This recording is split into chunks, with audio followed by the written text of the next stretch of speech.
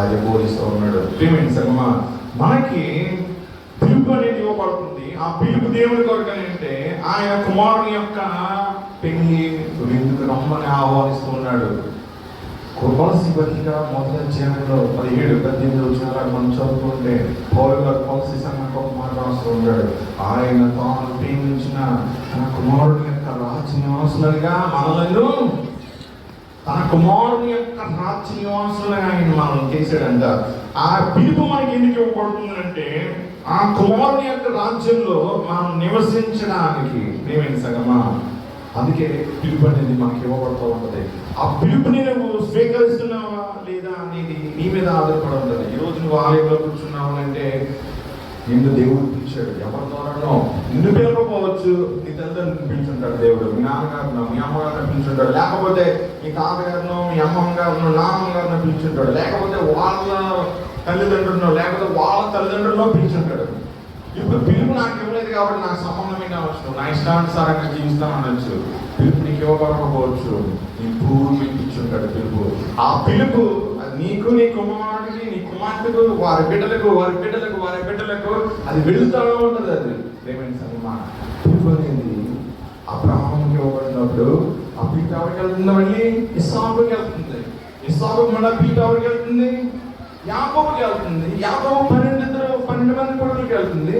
ఆ 12 మంది కొడుకులు పుట్టిన సంతానానికి వెళ్తూ ఉంది.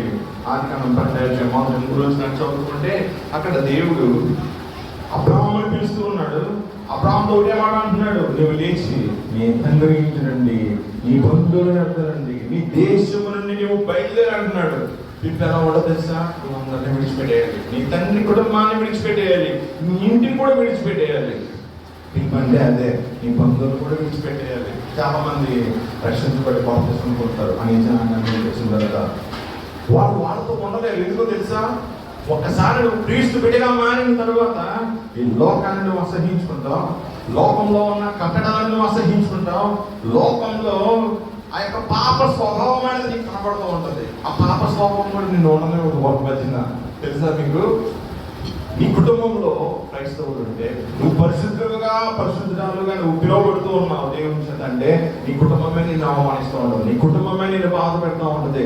బయలుదేరండి, బయలుదేరిందండి, ఓ ప్రార్థన చేసేస్తుందండి, ప్రార్థన చేస్తాడండి అంటారు. ప్రేమైన సంగమా, పిలుపున్న వాళ్ళకి ఆ మాటలు కనబడుతూ ఉంటాయి. పిలుపు మాటలలో వాళ్ళు ఫ్రీగా ఉంటారు. ప్రేమైన సంగమా, పిలుపు ఉంటే నీ ఇంటి నుండి నువ్వు వేరు చేయబడతావు, నీ కుటుంబం నుంచి వేరు చేయబడతావు, నీ దేశం నుండి కూడా వేరు చేయబడతావు.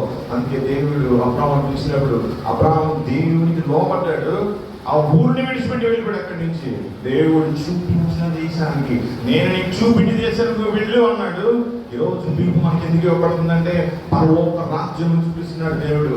ఆ పరలోక రాజ్యంలో ఒక విందు జరగబోతూ ఉంది. ఆ విందులోకి రమ్మని ఆయన మనకి ఒక ఇన్విటేషన్ ఇస్తూ ఉన్నాడు.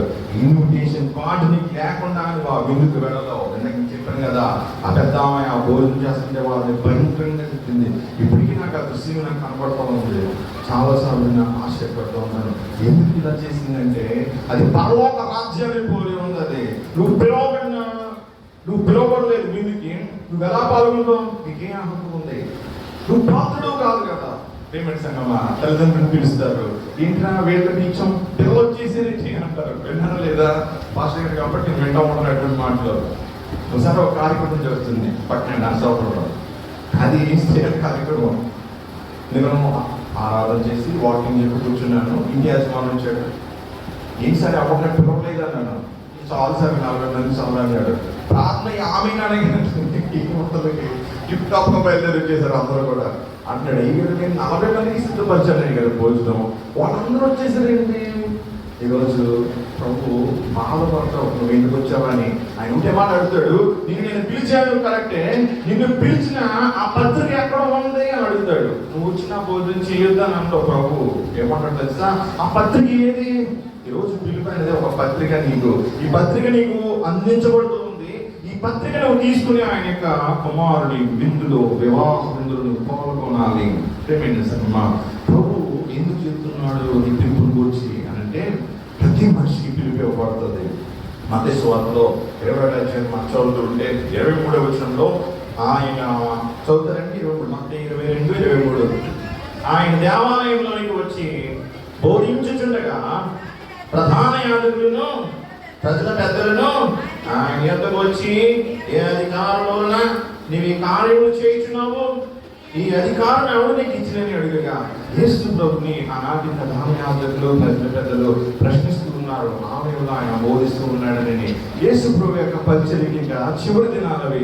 ఆ సందర్భంలో ప్రభు వారితో విస్తారంగా మాట్లాడుతూ ఉన్నాడు. ఆ మాట్లాడే క్రమంలో ప్రభు ఒక ఉపమానాన్ని చెప్తున్నాడు వాళ్ళకి. 26వ వచనం చూద్దాం.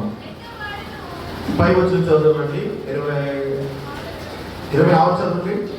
మనుషుల వలన చెప్పిన జనులకు భయపడుచున్నాము, అందరూ యోహాను ప్రవక్తని ఎంచుచున్నారని తమలో తాము ఆలోచించుకొని మాకు తెలియదు అన్నారంట. ఎప్పుడైనా నువ్వు యేసు ప్రభువుని ప్రశ్న వేశావంటే ప్రభు నీకు ఏం చేస్తాడో తెలిసి జవాబు ఇవ్వడం. ఒక ప్రశ్నని నీకు ప్రశ్న వేస్తూ ఉంటాడు. నన్ను నువ్వు పరిచర్య ఎందుకు చేస్తున్నావు అని అడుగుతున్నావు, ఏ అధికారంతో చేస్తున్నావు అని అడుగుతున్నావు. అయితే యోహాను ఏ అధికారం చేత బాప్తిసం ఇస్తున్నాడు? యోహాను ఏ అధికారం చేత పరిచర్య చేశాడు? ఈ ప్రశ్న ప్రభు ప్రధాన యాజకుడికి ప్రజల పెద్దలకు ఇచ్చినప్పుడు వారు ఇస్తున్న సమాధానం ఏంటంటే మాకు తెలియదు అంటున్నారు. ఎందుకో తెలుసా? ప్రజలందరూ కూడా యోహాను ప్రవక్త అని నమ్మారంట. యోహాను పరిచర్యలో జరిగిన ఒక కారణం ఏంటో తెలుసా? మత్తయి సువార్త 3వ అధ్యాయంలో రాయబడుతుంది. సుంకరులు, పాపులు, వేశ్యలు, సకలమైన ఘోరమైన కార్యాలు చేసిన వారందరూ కూడా యోహాను ఇచ్చిన పిలుపుని విన్నారు. యోహాను ఇచ్చిన పిలుపుని విని తమ జీవితాలను సరి చేసుకున్నారు, పాపాలను విడిచిపెట్టారు. యోహాను చేత బాప్తిసం పొందారు. వీళ్ళందరూ కూడా యేసు ప్రభు పరిచర్యలో వారు పొందారు. యేసు ప్రభువు ఆయన పరిచర్య ప్రారంభించినప్పుడు విస్తారమైన జనం ఆయన గమనించడానికి గల కారణం ఏంటంటే అది యోహాను ఇచ్చిన పత్రిక, పెండ్లి పత్రిక, పరలోక రాజ్య పెండ్లి పత్రిక. ఆ పెండ్లి కుమారుడు వారి మధ్యకి వచ్చినప్పుడు ఆ పెండ్లి విందులో పాల్గొనడానికి తమ హృదయాన్ని శుద్ధి చేసుకున్న పాపుల వేషులు యేసు ప్రభు వెంబడిస్తూ ఉన్నారు. ప్రభు ఇప్పుడు వారికి ఆ విషయాన్ని వారికి తెలియజేస్తూ ఉన్నాడు. ప్రేమైన సంగమా, మత్తయి సువార్తలో 27వ అధ్యాయంలో ఇప్పుడు ప్రభు ఒక మాట వారికి చెప్తున్నారు. 28వ వచనంలో, నీకేమి తోచుచున్నది? ఒక మనుషునికి 2 కుమారులు ఉన్నారు.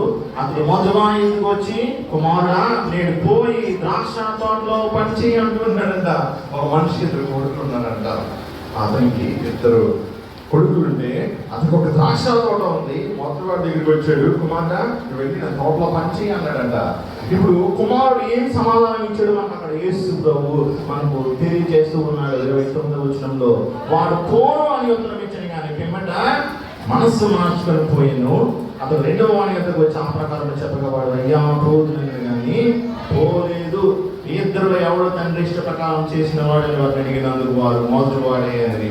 ఇప్పుడు వాస్తవమే కదా, తండ్రి మాట విన్నవాడే, తండ్రి ఇష్ట ప్రకారము చేసిన వాడు.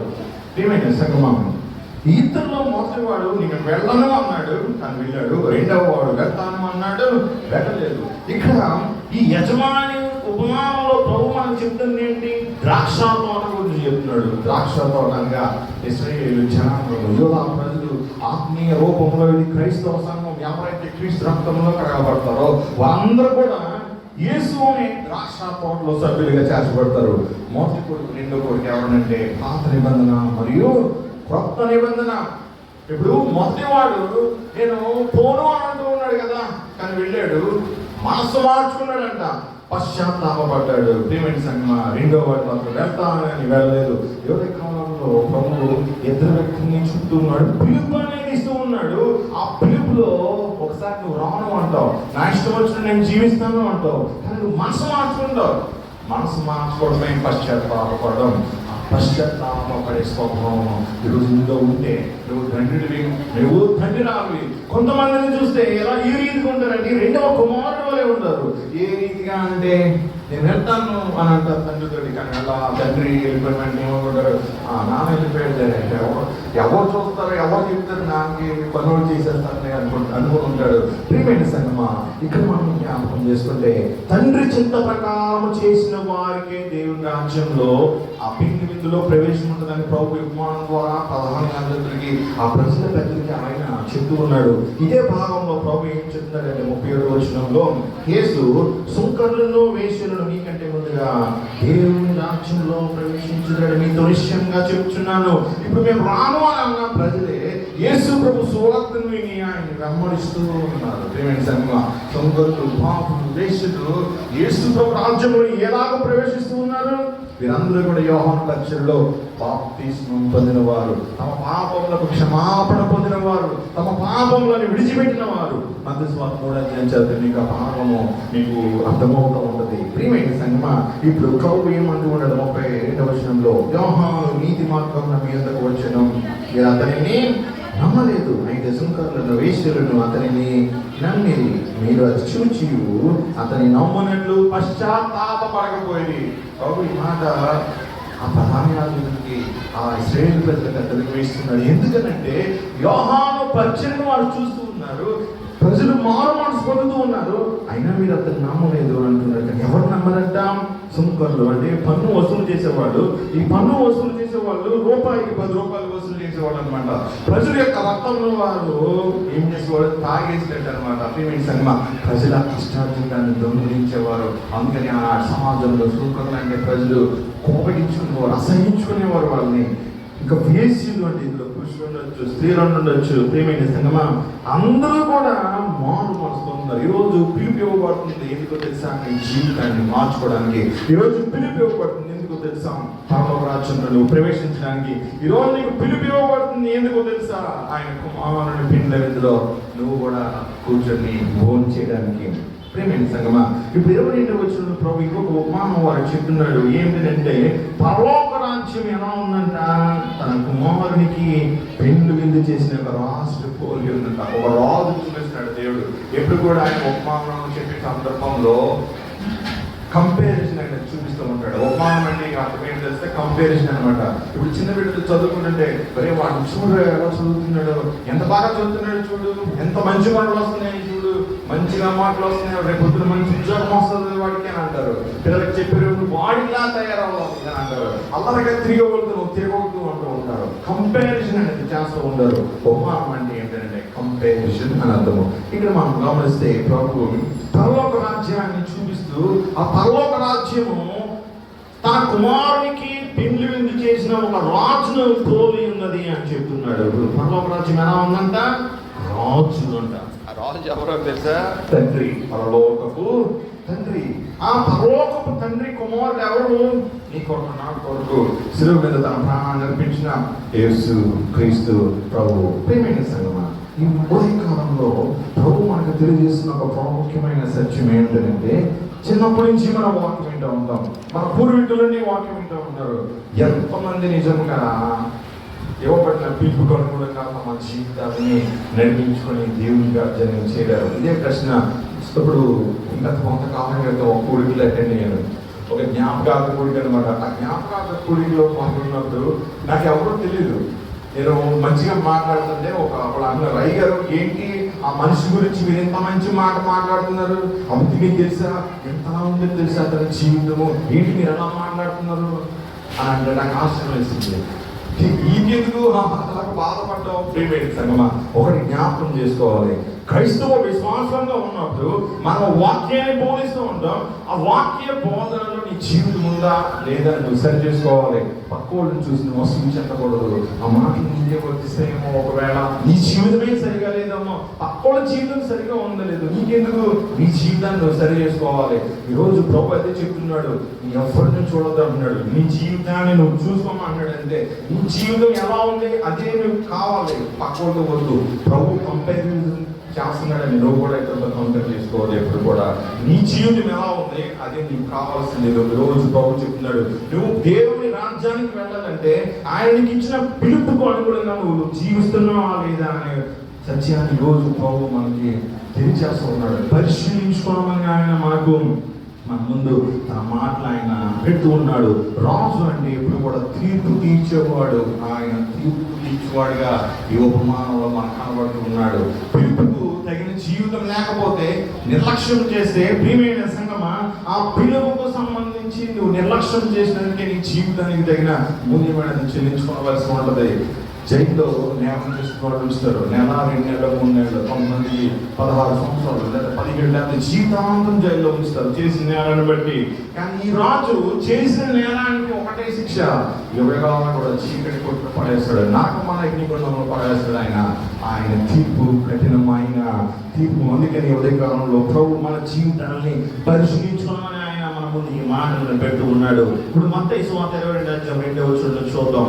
ఆ పెళ్లి విందుకు పిలువబడిన వారిని రప్పించుటకు అతడు తన దాసులను పంపినప్పుడు వారు రామపోయి పెళ్లి విందుకి పిలిచిన వారిని ఇప్పుడు రామంటూ ఉన్నాడు. ఇప్పుడు మనం అందరం పెళ్లి విందుకు పిలువబడ్డ వారం అందరం కూర్చున్నాం. ఇక్కడ ఒక రోజు వస్తుంది రమ్మను అంటాడు దేవుడు. ఎప్పుడు ఆయన ఆకాశ మేఘంలో వస్తాడు. ఆయన వచ్చినప్పుడు ఎత్తపడే గుంపులో మనం ఉండాలి. ఎందుకు వస్తాడు తెలుసా? తన విందుకు తీసుకెళ్ళిపోవడానికి వస్తాడు. తన విందుకు తీసుకెళ్ళడానికి ఆయన వస్తాడు. ఏ సమయంలో వస్తాడో తెలియదు. ఆయన వచ్చినప్పుడు మనం ఆయనతో పాటు మేఘమండలం మీద కొనుక్కోబడకపోతే అయ్యో శ్రమ. ఏమైంది సంగమా? ఇక్కడ మనం జ్ఞాపకం చేస్తుంటే ఈ యజమాని, ఈ రాజు ఏం చెప్తున్నాడు తన దాసులకి? విందుకు పిలువబడిన వారిని రప్పించడం కదా తన దాసులను పంపినప్పుడు వారు రాగంలోకి పోయి ఇదిగో ఈ మధ్య సేవకులు పంపించబడుతుంటారు. ప్రతి గ్రామానికి, ప్రతి దేశానికి, ప్రతి మారుమూల ప్రాంతానికి కూడా ఆయన తన సేవకులను పంపి పరలోక రాజ్యం యొక్క పెళ్లి విందు పత్రికను ఆయన ఇస్తూ ఉంటాడు. అయితే ఇక్కడ కొంతమంది ఏం చేస్తారంట, ఆ విందుకు రావడానికి వారు ఇష్టపడరంట. ఏమైంది సంగమా? వారు రానవ్వకపోయారని మాట ఇక్కడ రాస్తూ ఉన్నాడు. ఇప్పుడు చాయిస్ అనేది నీకే ఇవ్వబడుతుంది. నేను బలవంతంగా వేసేది నమ్ముకొని ఎవరు చెప్పరు. నేనైతే చెప్పను. నువ్వు వేసేది నమ్ముకోవు, లేకపోతే నరకానికి వెళ్ళిపోతావు. నేను చెప్పను. నేను నీ ఇష్టం అది. వేసి కూడా అక్కడ చెప్తున్నాడు. మాటలు నీ ముందు పెడుతున్నాడు ఆయన. ఆ ఆహ్వాన పత్రికని ముందు ఉంచుతున్నాడు. నువ్వు వస్తావా లేదా అనేది నీ ఇష్టం. ఇప్పుడు సేవకుడు రమ్మని చెప్తున్నాడు, నేను ప్రభు అని చెప్పినప్పుడు నువ్వు ఆలకించి ఆ పిలుపుకి లోపడాలి. ఇప్పుడు చాయిస్ నీ దగ్గర ఉంది కాబట్టి నువ్వు రానవ్వకపోతే నేను ఎవరు ఏమనరు. అయితే ఇక్కడ ఏం జరుగుతుందో మనం చూద్దాం. 4వ వచనంలో, కాగా అతడు ఇదిగో నా విందు సిద్ధపరిచి ఉన్నాను, ఎద్దులను క్రొవ్వైన పశువులను వధింపబడినవి, అంతయు సిద్ధముగా ఉన్నది. పెళ్లి విందుకు రండి పిలువబడిన వారితో చెప్పినని వేరే దాసులను పంపారు. కానీ వారు లక్ష్యం చేయక ఒకడు తన పొలమునకులో మరొకడు తన వర్తకమునకులో వెళ్ళి తగిన వారు అతని దాసులను పట్టుకుని అవమానపరిచి చంపలేదు. ఇది మనకి సాధారణంగా మనం అప్పుడు వార్తల్లో వింటూ ఉంటాం, లేకపోతే కొన్ని సంఘంలో మనం వింటూ ఉంటాం ఇటువంటి సంఘటనలు. ఇప్పుడు ఆ రాజు ఏం చేస్తాడంట, ఇదిగో నా విందు సిద్ధం చేశాను, ఎద్దులను క్రొవ్వైన పశువులను వధించాను అంటున్నాడు. ఎందుకు వధించాడు? ఎద్దులు క్రొవ్వైన పశువులు అంటే సమాధాన బలి అర్పించబడుతుంది. నీకు నాకు మధ్య ఎటువంటి వివాదం అనేది లేదని అర్థం. మీరు ఆదికాండం గ్రంథం చదివితే యాకోబు లాభంతో పాటు విందు చేస్తూ ఉంటాడు కదా, ఒక బలిని అర్పిస్తూ ఉంటాడు. అక్కడ విందు చేస్తూ ఉన్నాడు కదా. అబ్రాహాము కూడా అంతే కదా, ఇస్సాకు కూడా అంతే కదా. నిర్మాకాండం మీరు చూస్తే సీనాయి పర్వతం మీద దేవుడు ఇశ్రాయేలు పెద్దలతోటి, మోషే అహరోనులతోటి సంగమా కదా విందు భోజనాన్ని చేస్తూ ఉన్నాడు. ఆ సమయంలో వాళ్ళందరూ కూడా, ఇశ్రాయేలు పెద్దలందరూ కూడా మోషే అహరోనులతో పాటు దేవుణ్ణి చూశారంట. ఆ సమయంలో విందు భోజనంలో ప్రేమైన సంగమా, ఉదయ కాలంలో నీ కొరకు నా కొరకు ఆయన ఎద్దుల్ని క్రొవ్వైన పశువులను ఆయన వధించడం లేదు. దేవుని వధిస్తూ ఉన్నాడంటే తన ప్రియ కుమారుని శిలువ మీద సమాధాన బలిగా, పాప పరిహారార్థ బలిగా ఆయన తన కుమారుణ్ణి శిలువ మీద అర్పిస్తూ ఉన్నాడు. ఆ విందుకు రమ్మని పిలుస్తూ ఉన్నాడు. ఈ ఉదయ కాలంలో ఆ పిలుపుని ఆయన ఇస్తూ ఉన్నాడు. ఇదిగో ఆయన శిలువ మీద అర్పించిన ఆ బలికి సంబంధించిన ఆ ఇన్విటేషన్ కార్డు నీకు ఇవ్వబడుతూ ఉంది. అయితే కొంతమంది ఏం చేస్తున్నారంట, రానవ్వకపోతూ ఉన్నారు. కొంతమంది మొహం మీద చెప్తున్నారు మేము రామని. ఎలాగ తెలుసా? కొంతమంది ఉంటారండి, ఇప్పుడు ఎలా చేస్తారో చూద్దాం అండి అనుకుంటారు కదండి. ఎలా చేస్తారో చూద్దాం అండి, మనం లేకపోతే ఏం జరుగుతుంది అనుకుంటారు. ఇక్కడ వ్యక్తులు కూడా అదే కనబడుతున్నారు. ఒకడు పొలముకు వెళ్ళిపోయాడంట, మరొకడు వర్తకానికి వెళ్ళిపోయాడంట. ప్రేమేంటి సంగమా, తక్కిన వాళ్ళు అతను దాసులను పట్టుకొని అవమానపరిచి చంపారంట. ఇది గూడు పుట్టడానికి ఏంటంటే వీళ్ళు ఖచ్చితంగా రాజు యొక్క పరిపాలనలో వీరు ఉన్నతమైన అధికారులు అయి ఉండొచ్చు, మంత్రులు అయి ఉండొచ్చు, లేకపోతే రాజు యొక్క స్నేహితులు అయి ఉండొచ్చు. ప్రియమైన సంగమా, ఎందుకు ప్రభు అవమానం చెందుతుందంటే ఎవరు వ్యక్తులని అంటే మత్తయి సువార్త 21వ అధ్యాయం 23లో అక్కడ చెప్పబడుతుంది. ప్రధాన యాజకులు ప్రజల పెద్దలు. అంటే మీరు ఆనాటి ఇశ్రాయేలు సమాజంలో ఉన్నతమైన స్థానం ఉండేవారు. ప్రజలను వారు పరిపాలిస్తూ ఉండేవారు, పరిపాలకులుగా ఉండేవారు. ఈరోజు వాళ్ళు అనుకుంటూ ఉన్నారు, ఆ దినాన్న యేసు ప్రభు జీవించిన కాలంలో మేము లేకుండా ఇశ్రాయేలు సమాజం ఏమైపోతుంది, మేము లేకుండా ఇశ్రాయేలు సమాజం కొనసాగుతుందా అనుకున్నారు. కానీ ఆయన వచ్చింది ఎందుకంటే తను తాను బలిగర్పించడానికి.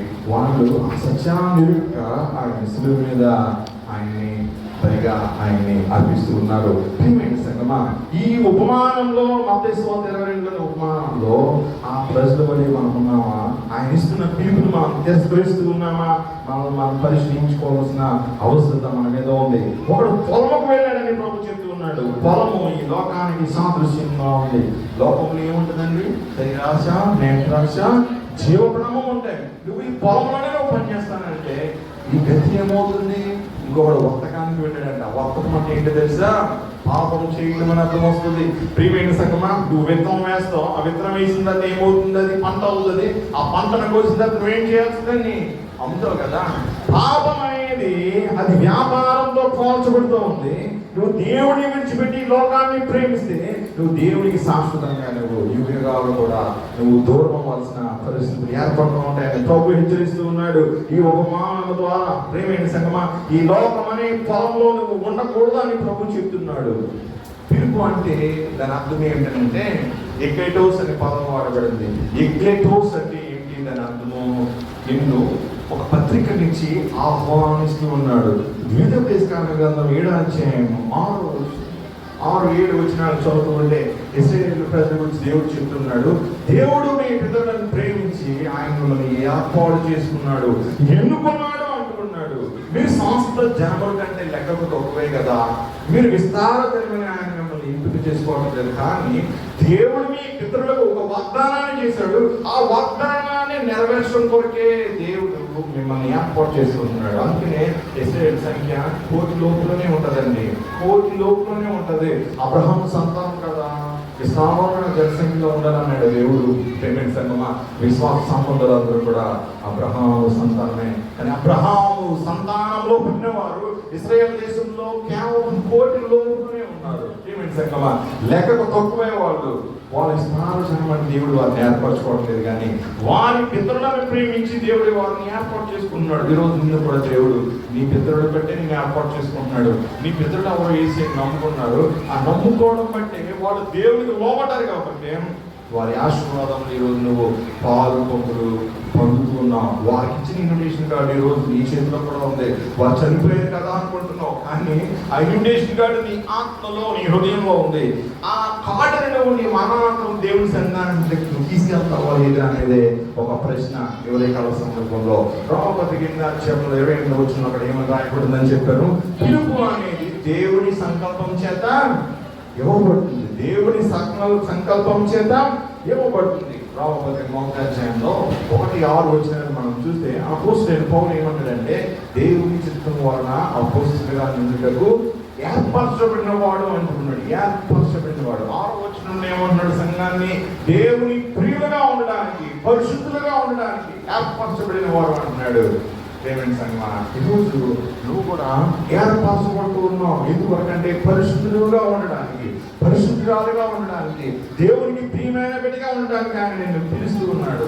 దేవునికి దాసుగా ఉండాలన్నా, దేవుని సేవకులుగా ఉండాలన్నా, విశ్వాసంగా ఉండాలన్నా దేవుని యొక్క పిలుపు ఈరోజు నీకు ఉండాలని పరిశుద్ధ గ్రంథం మనకి తెలియజేస్తూ ఉంది. ప్రియమైన సంఘమా, ఈ ఉపమానంలో మత్తయి సువార్త 22 మనం గమనిస్తూ ఉన్నప్పుడు ప్రభు ఏం చేస్తున్నాడు? ఆ రాజు ఏం చేస్తున్నాడు? మనం ఇక్కడ చదువుతాం. 6వ వచనం చదువుతాం. తక్కిన వారు అతని దాసులను పరుచుకొని అవమానపరిచి చంపేడు. నేటికి కూడా మనం ఇటువంటి చూస్తూ ఉంటాం. గత కాలంలో ఒక సేవకుడిని చంపేశారు కదండి, ఆయన దాసుని పంపుతాడు, వారి సువార్తను ప్రకటిస్తారు. నువ్వు స్వీకరించి వర్తమానాన్ని, లేకపోతే లేదు. కొంతమంది ఏం చేస్తారు? ఇష్టం లేకపోతే ఏం చేస్తారు? చంపి వేస్తారు కదా. మనం తిన్నప్పుడు క్రికెట్ మ్యాచ్ జరుగుతుంది కదా, ఆ క్రికెట్ మ్యాచ్ లో జిమ్మి ఆ క్రికెటర్ ఏం చేస్తుందండి? ఆ మ్యాచ్ అయిపోయినట్టే యేసు ప్రభు వలన నేను విజయం సాధించాను అంటుంది. ఒక సాక్ష్యం అనేది ఆ చిన్నకట్ట ఇవ్వగలుగుతుంది కదా, అది కూడా సువార్తే. ఎంతమంది విన్నారు ఆ సువార్తని?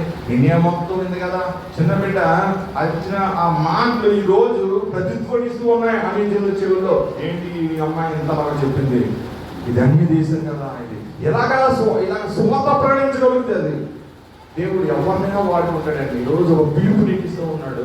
ఆ పిలుపు చిన్న బిడ్డ ద్వారా, అక్కడ పడుతున్న బిడ్డ ద్వారా కూడా ఇస్తాడేమో, అక్కడ కూర్చున్న చిన్న బిడ్డ ద్వారా కూడా ఇస్తాడేమో. పిలుపు అనేది ఒక శాస్త్రం ద్వారా మాత్రమే కాదు, ఎవరి ద్వారానైనా వస్తుంది. నీ తండ్రి ద్వారానైనా వస్తుంది, నీ తల్లి ద్వారానైనా వస్తుంది. తల్లిదండ్రులు అంటారు మారుగా అని అంటారు, పిల్లలు మారు, నువ్వే మారలేదు, నువ్వు నాకు చెప్తున్నావు ఏంటి అని అంటారు తల్లిదండ్రులు.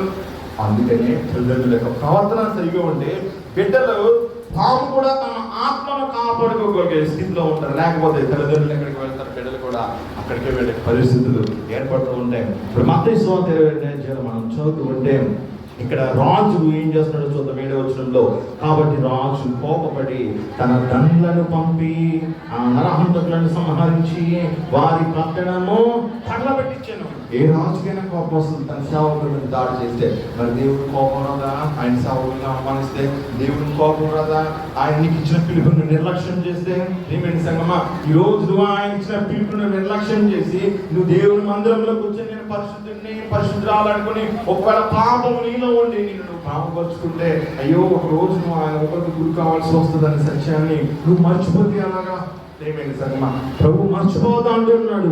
సరి చేసుకోమని ఉదయకాలంలో ఆయన పిలుపులు ఆయన ఇస్తూ ఉన్నాడు. ఏందో వచనంలో మనం గమనిస్తూ ఉంటే అతను పెళ్లి విందు సిద్ధంగా ఉన్నది కానీ పిలువబడిన వారు పాత్రులు గారు. ఈరోజు పిలుపు ఇవ్వబడుతుంది కానీ నువ్వు పాత్రుడుగా నువ్వు లేకపోతే నీ పరిస్థితి ఏంటి? ఒక ప్రశ్న మన ముందు ఉంచుతున్నాడు. మన మీద ఉంటుందండి. నువ్వు ఇంజనీరింగ్ చదవచ్చు, డాక్టర్ చదవచ్చు నువ్వు, కానీ నువ్వు డాక్టర్ వైద్య వృత్తిని అభ్యసించినా వైద్యం చేయడం రాకపోతే పరిస్థితి ఏంటి? ఇంజనీరింగ్ చేసినా దానికి సంబంధించిన జ్ఞానం లేకపోతే దానివల్ల నీకు ప్రయోజనం ఏంటి? ఆలయంలో కూర్చున్న నువ్వు దేవునికి ప్రీతి పాత్రగా జీవించకపోతే దానివల్ల కలిగే ఉపయోగం ఏంటి?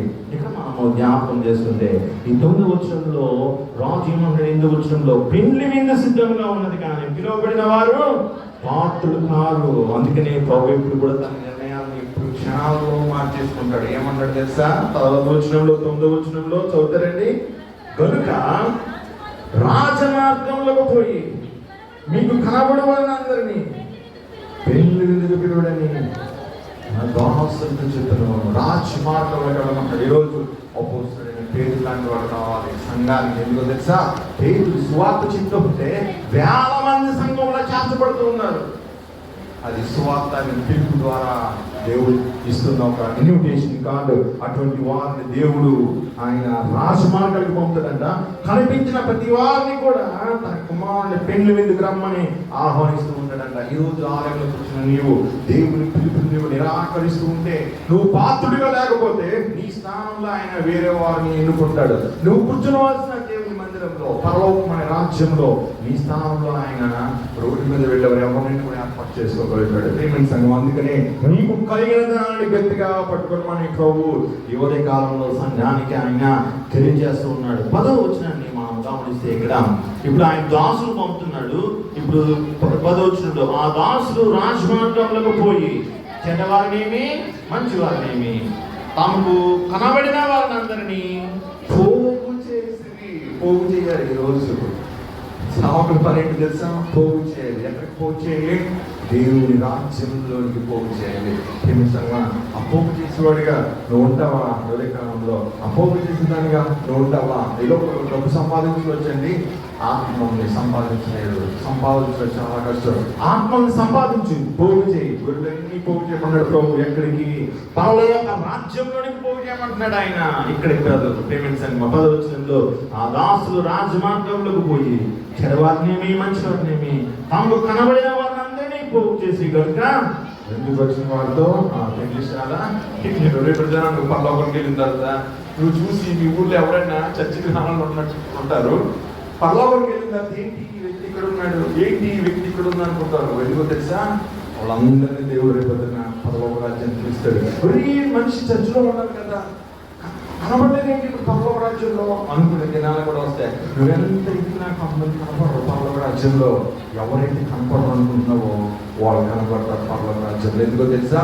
ప్రీతి పాత్రంగా దేవునికి మనము ఉన్నామా లేదా, ఆయన పిలుపుకు మనము విలువనిచ్చామా లేదా అన్న దాన్ని బట్టే ఆయన మనల్ని ఎంపిక చేసుకుంటూ ఉంటాడు. ప్రియమైన సంగమా, ఈ ఉపమానంలో ప్రభు కొనసాగిస్తూ ఏమంటూ ఉంటాడంటే 11వ వచనం చూడండి. రాజు కూర్చున్న వారిని చూడ లోపలికి వచ్చాడంటే, అప్పుడు అందరినీ పిలిచాడు ఆయన. కూర్చున్న అందరూ వచ్చేస్తారా? మురికిగా ఉంటారు. మురికి బట్టలతో వచ్చేస్తే ఎవరన్నా లోపలికి రాణిస్తారా? వాళ్ళు శుభ్రమైన బట్టలు ధరించుకోవాలి, అప్పుడు లోపలికి రావాలి. పూర్వకాలంలో పెండ్లి విందుకు వచ్చిన వారికి వస్త్రాలను ధరింపజేసేవారు, పెండ్లి వస్త్రాలు ఇచ్చేవారు వాళ్ళకి, ఆ పెండ్లి విందులో పాల్గొనే వాళ్ళకి. ఇక్కడ యజమాని గమనిస్తూ ఉన్నాడు వచ్చిన అతిథుల్ని. ఒక వ్యక్తి దగ్గర వస్త్రం లేదంట. చదువుమా 11లో. రాజు కూర్చున్నప్పుడు వారిని చూడ లోపలికి వచ్చి అక్కడ పెండ్లి వస్త్రం ధరించుకోనని అక్కడ చూచి, స్నేహితుడా పెండ్లి వస్త్రం లేక ఇక్కడికి అలాగ వచ్చింది అని అడిగగా వాడు మౌని అయి ఉండెను. అంతటి రాజు వెయ్యి కాళ్ళు చేతులు కట్టి వెలుపడి చేతులని త్రోసివేయడి, అక్కడ ఏడును పళ్ళు కొరకట్టిన వదిలేని పరిచారకులతో. పరిచారకులు ఎవరంటే దేవదూతలు. దేవదూతల పని ఏంటంటే ప్రభు ఏ మాట చెప్తాడో ఆ పని చేయటమే. ఆ పెండ్లి మీదకి వచ్చిన వ్యక్తికి వస్త్రం ఇవ్వబడింది. ఈ రోజు నీకు కూడా ఒక వస్త్రం ఇవ్వబడుతుంది. ఈ వస్త్రం ఏ రీతిగా ఉంది? క్రీస్తు రక్తంలో అనుదినమ వస్త్రాన్ని నువ్వు శుద్ధి చేసుకుంటున్నావా లేదా, నీ వస్త్రాన్ని నువ్వు తెలుపు చేసుకుంటున్నావా లేదా అనేదే ప్రశ్న. ఈ ఉపమానంలో దేవుడు మనకి తెలుపుతున్న సత్యం ఏంటంటే, నువ్వు పెండ్లి విందులో ప్రవేశించినప్పుడు ఆయన నీకు ఇచ్చిన రక్షణ అనే వస్త్రాన్ని పరిశీలిస్తాడు ఆయన. ఆశ్చర్యంగా ఉంటాయి. దేవుడి రాజ్యానికి నువ్వు బట్టలు తెస్తే ఎలా ఉంటుంది? బట్టలు కాదు, మురికి ఆత్మ. ఆయన మనం వేసుకునే బట్టల గురించి మాట్లాడలేదు, ఆత్మ అనే బట్టల గురించి మాట్లాడుతున్నాడు. మన ఆత్మని వస్త్రం ఏ రీతిగా ఉంది? ఉదయకాలంలో శుద్ధిగా ఉందా లేదా? నీ దేహం దేవుని రాజ్యానికి చేరదు. నీ దేహం నీ ఆలయంలో ప్రవేశిస్తుందేమో, కానీ దేవుని రాజ్యంలో నీ దేహం చేరదు, కానీ నీ ఆత్మ దేవుని రాజ్యంలో ప్రవేశించగలుగుతూ ఉంటుంది. ఈరోజు నువ్వు శుద్ధిగా ఉండొచ్చు, మంచి బట్టలు ధరించవచ్చు, కానీ ఈ బట్టలు కానీ నీ దేహం కానీ దేవుని రాజ్యంలో ప్రవేశించలేవు. ప్రవేశించేది ఒకటే, నీ ఆత్మ. ప్రభు ఆ వ్యక్తిని పరిశీలిస్తూ ఒకటే అంటాడు, స్నేహితుడ పెండ్లి వస్త్రం ఇక్కడికి ఎలా వచ్చింది? ఇందాక చెప్పాను కదా, ఆ పెద్ద ఆమె ఆ భోజనం చేస్తున్న వ్యక్తిని భయంకరంగా తిట్టేసింది. నేను ఎవరు రమ్మన్నాడు ఇక్కడికి, నీకు ఏమందుతుంది ఇక్కడ భోజనం చేస్తున్నావు అని అంటూ ఉంది, నిన్ను ఎవరో పిలిచారు అని అంటూ ఉంది. ఆ రోజు కూడా దేవుడు అలాగే అడుగుతాడంట, నీ వస్త్రం ఏది? ఆయన నువ్వు భోజనం చేయొద్దు అంటే ఆయన నీ వస్త్రం ఏది అంటాడు. ఏ బట్టలు? ఈ బట్టలు కాదు, ఆత్మ. ఈరోజు ఆయన మనిషిని చూస్తాడు, మనిషి అంతరంగాన్ని చూస్తాడు, మనిషి హృదయాన్ని చూస్తాడు, మనిషి ఆత్మను చూస్తూ ఉంటాడు. ఏమైంది సినిమా యోగమానంలో ప్రభు ఏం చెప్తాడు తెలుసా? చివరిగా ఆయన 14 వచ్చిన చూద్దామా. కాగా పిలువబడిన వారు నీకులు, ఏర్పరచబడిన వారు కొందరి అంట. అనేక మందికి ఆయన పిలుపునిస్తున్నాడు, కానీ ఏర్పరచబడిన వారు మాత్రము కొంతమంది. ఆ కొంతమంది ఎవరంటే పెండ్లి వస్త్రములు ధరించుకొని ఆ పెండ్లి వస్త్రమును శుభ్రంగా ఉంచుకున్నవారు, తమ ఆత్మను దేహమును పరిశుద్ధంగా ఉంచుకున్నవారు మాత్రమే ఆ యొక్క పెండ్లి విందులో వారు పాల్గొంపులు పొందుతారని ఉదయకాలంలో ప్రభు మాకు చెప్తున్నాడు. అందుకని ఎఫెసీ పత్రిక మనం చదువుతూ ఉంటే అపోస్తలుడైన పౌలు ఎఫెసీ సంఘానికి రాస్తూ ఉన్నాడు. ఎఫెసీ పత్రికలో 5వ అధ్యాయంలో 15వ వచనం చదువుదామా. దినములు చెడ్డవి కనుక మీరు సమయమును పోనీయక సద్వినియోగం చేసుకొనొచ్చు, అజ్ఞానుల వలె కాక జ్ఞానుల వలె నడుచుకున్నట్లు జాగ్రత్తగా చూసుకుని. ఇదిగో పరిశుద్ధ గ్రంథం మనకి తెలియజేస్తున్న సత్యం ఏంటంటే, జనములు చెడ్డవి. ఒకసారి అంటున్నాడు, అయ్యగారు మీరు ఎంత వాక్యం చెప్తున్నారు అయ్యగారు, కానీ ఎవరు వినరు అయ్యగారు, అందరూ పాపమే అంటున్నాడు. నువ్వు కూడా అంటే నేను కూడా అయ్యారు అంటున్నాడు. నాకు అనుకున్నాడు, ఈ వ్యక్తి ఎలా వస్తున్నాడు చర్చికి? నిజంగా ఈ సంఘటన జరిగింది. అందరూ ఉన్నారు అయ్యారు, ఎవరు వినరు అయ్యారు వాక్యం, ఎవరు పంపరాజానికి వెళ్ళరు కదా అన్నాడు. అయితే ఏంటి ఆ ప్రశ్న జవాబు అలా ఉంది ఆ వ్యక్తి దగ్గర నుంచి. ఉదయకాలంలో ప్రభు ఏం చెప్తున్నారు తెలుసా? దినములు చెడ్డవి కనుక సమయమును పోనీక సద్వినియోగం చేసుకోమంటాడు. పక్కన చూడదు, అటువైపు చూడదు, ఇటువైపు చూడదు. ఏమైనా సంగమం ప్రారంభంలో చెప్పాను, ఇతరులను చూసి నీ జీవితాన్ని నువ్వు పాడు చేసుకోవద్దు. ఇతరులు చెడుగా జీవిస్తున్నారని చెప్పి నువ్వు వారిని అనుసరించి నడవద్దు. వారు బాగానే ఉన్నారు కదా, నేను బాగానే ఉన్నాను అనుకోవద్దు. ఇప్పుడు బాగానే ఉంటుంది వారి జీవితం. నరకంలో ఎలా ఉంటుందో తెలుసా? ధనవంతుడైన వ్యక్తి ఏ రీతిగా నరకంలో కొనుపబడ్డాడో ఆ రీతిగా ఆత్మలు నరకంలో అయ్యో వేదనకు గురి చేయబడుతూ ఉంటాయి. అందుకని పౌలు అంటాడు, దినములు చెడ్డవి కనుక సమయంలో పోనీయక సద్వినియోగం చేసుకోమంటున్నాడు.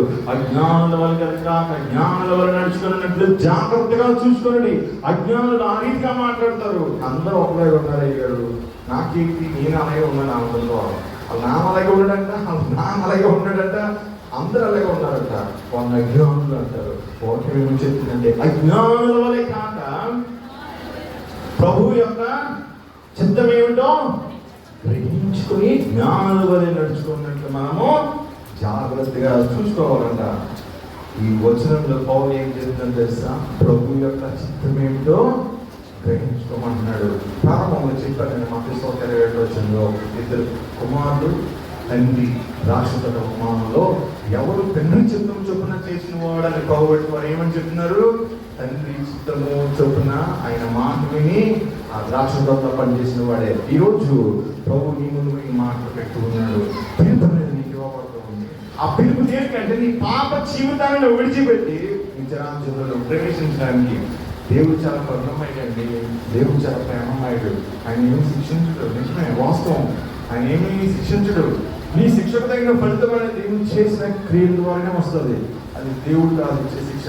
ఎవరి క్రియలు చెప్పిన వారికి జీవితం ఇవ్వబడుతుంది. ఎవరి కాలంలో ప్రభు ఏం చేస్తున్నాడు తెలుసా? ఆ శిక్షా ఫలము నుండి నిన్ను కాపాడడానికి, నిన్ను విడుదల పరచడానికి తన కుమారుని శిలువ మీద బలియాగంగా అర్పిస్తున్నాడు. ఆ బలియాగం ఇందులో పొందుకోవడానికే ప్రభు నిన్ను తన గృహంలోకి నిన్ను ఆహ్వానిస్తూ ఉన్నాడు. ఆయన సజీవుడయ్యాడు, పునరుత్థానుడయ్యాడు, తిరిగి తండ్రి అంతకు వెళ్ళాడు. ఆ విందులో నేను పాల్గొమని ఆయన ఆహ్వానిస్తూ ఉన్నాడు. సిద్ధంగా ఉన్నావా? చాలా మంది దేవుని పిలుపును నిర్లక్ష్యం చేస్తూ ఉంటారు. చాలా మంది వాక్యం వింటుండే సరే నిర్లక్ష్యంగా ఉంటారు. ఎవరికండి బాగా వాక్యం వింటే నిర్లక్ష్యంగా ఉంటే ఆశ్చర్యం కాదు. నాకేంటి బోర్డు చోట్ల చెప్తాను, ఎక్కడికైనా చెప్తాను. నేను వెళ్తానే ఉంటాను, చెప్తానే ఉంటాను. వాక్యం వినడం, వినకపోవడం, వినేవాడు కూడా ఉంటుంది. అది విన్న వాక్యాన్ని హృదయంలో భద్రపరచుకోవాలి. జీవితం ఎలా ఉందో చూసుకోవాలి. మా ఇంట్లో అందరూ ఇలా ఉన్నారండి, బాగానే ఉన్నారు కదా అని మాట్లాడుకో. ప్రభు పరిశీలిస్తాడు. ఎలాగో తెలుసా? ఆ పెళ్లి విందులో ఆ యజమాని ఏ రీతిగా పెళ్లి వస్త్రాన్ని ధరించుకున్నా లేదని పరిశీలిస్తున్నాడు.